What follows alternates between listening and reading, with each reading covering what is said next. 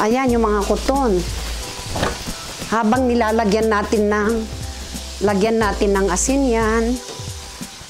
Tapos sok natin ng asin kasi may kuton. Ito yung bagong ayos namin. Ito. Ayan, yung inayos ng anak kong si Colin.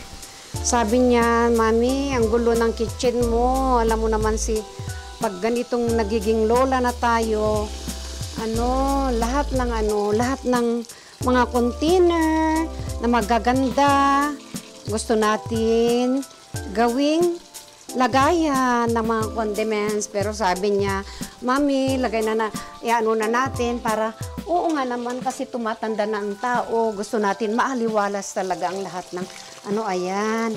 Sok natin ng 30 minutes. Ayan, dito sa kitchen, ang gusto kong nakalapag dito ay yung mga lutuhan ko lang. Ayan. Kasi ang hirap kasi pag sabay-sabay, pag lalo na pag catering, dito rin ako nagluluto pag yung mga rice ng catering sa mga rice cooker. Gusto ko yung maliwalas. Kaya unti-unti naming pinapalitan yan, yung mga kuwan. Ino-observe namin yung binili namin. Ito, kung papasukan ba nakakapasok ba ang pork fly dito. Ayan. Hindi naman siguro yung mga koton. Kasi sugar ito. Ay, hindi naman, wala pang pumasok. Kasi kahapon lang namin ginawa ito. Yung si Colin ang naghugas dyan. Siya ang Ayan, lagyan natin yung soup na. Dito ko inilagay yung mga ingredients pala na galing doon sa hindi proper place para dito kami kukuha kung ubos na yung nakalagay sa maliit na container. Kaya maglagay na ako sa soup number 5 ko. Ayan. Tingnan nyo pag minsan, yung in one basket, there is always a rotten one. Kaya, you need to be sure na hindi makukontaminate yung mga ibang hindi sira. Ayan, ang sabi. May istorya nga dyan eh. Kailangan daw na tingnan mo daw yung mga kasama mo at hindi ka makukontaminate. O kaya, hindi ka nila i-contaminate. Ayan. Kaya mag-ingat tayo sa paglalagay kasi masisira yung soup number 5 natin pag hindi natin igaganyan. Ayan. Sarap ng soup number 5. Sabi ng anak ko, tapon muna yan, Mami. Hindi, ayoko. Kasi ito nilalagyan ko na, kinakalamarize ko na ito, yung kinakalamarize ko na lemon. Ayan, kaya ito yung mga lemon natin, nilagay ko na rin dito. Yung lemon natin, ayan lemonade. Ayan yung mga lemonade natin. Diyan ko nilalagay. At saka, hindi ko masyadong tinatakip kasi medyo nagkakalamarize ba tawag doon, yung nagfa-ferment. Hinuhugasan ko ito, sabi ng anak ko, bili tayo ng pero magaganda kasi itong mga container na to. Kaya, syempre sayang din ito, nabasag nila yung takip niya. Kaya pinaglagyanan ko na ng mga anik-anik, mga kape, mga tea. Yung mga koton. Kaya pag may uod dyan, kaso lang isa wala pa akong nakitang uod dito sa aking organic na halaman. Ayan. Na nagpapabata sa atin. Ayan po mga sikreto ng strong egorot. Ayan. Kasi pag palaging karne, ay naku, gustong-gusto na mga cancer cell natin yan. Kaya medyo kontrahin. Kasi pag minsan, yung mga bata, gustong-gusto nila always yung karne-karne, pork-pork, beef-beef. Medyo ayaw pa nila yung fish. Kaya, bali, ang gawin natin, ayan, 3 beses or more na hugasan. Lalo na sa mga hindi organic, inorganic, full of chemicals na mga kwan. So, you need to wash it more than 3 times. Dito, tignan mo, may kuton pa. Ayan. Pero yung kuton naman, vitamin yan, kinakain din yan. Yung abos, di ba? Source of protein. Natural protein yon. Hindi yung protein na nakaka-high blood. Pero kung may high blood ka, sayang yung mga good protein, makadagdagan pa. Ayan. Ayan.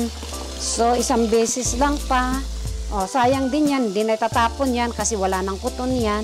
Tapos gagawin din sa pagbabalnaw ng kahit anong balnawan.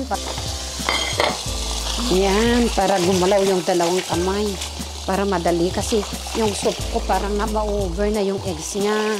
Hindi kasi maganda yung overcook na eggs. Kasi magiging poisonous yan pag overcook yung eggs. Balikan natin ang ating soup. Soup number 5. Ayan. Ayan na yung soup number 5 natin. So, yung proper talaga dyan, lalo na pag may sipon, kami lang din naman na mag-iina, at saka yan. Yan ang proper. Kuha ka ng kutsara, igaganon mo. Hindi yung kutsara, igaganon mo, tapos ibabalik mo doon. Hindi. Kasi pag yung nakakakita sa'yo, ang sarap. Nakakakita sa'yo, delikadisa, hindi na siya makakain. Ganyan. Asin, 1. At least susukat natin. 2. Kasi may dahon siya, kaya 3 na lang. Kasi yung dahon, kukunin ng dahon din yung asin niya. Tapos, lagay na natin ito. Ayan, di ba? Very organic na organic. Ito lang. Iwan ko lang kung organic itong mga eggs, mga ano. At least, binabalance natin, hindi yung lahat inorganic. At least yung vegetable, organic. Ayan. Ayan na yung mga sahog niya ng soup. Ayan, dami. Para, sayang din naman yun. May itim-itim siya na dry. Ayan.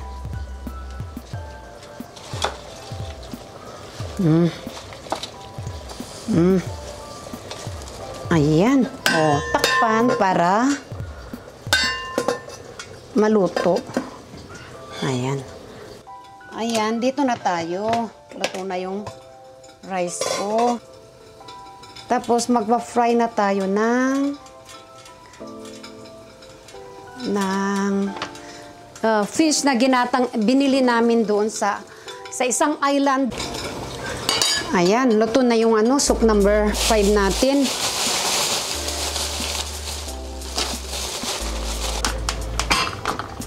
Ayan, ng oil.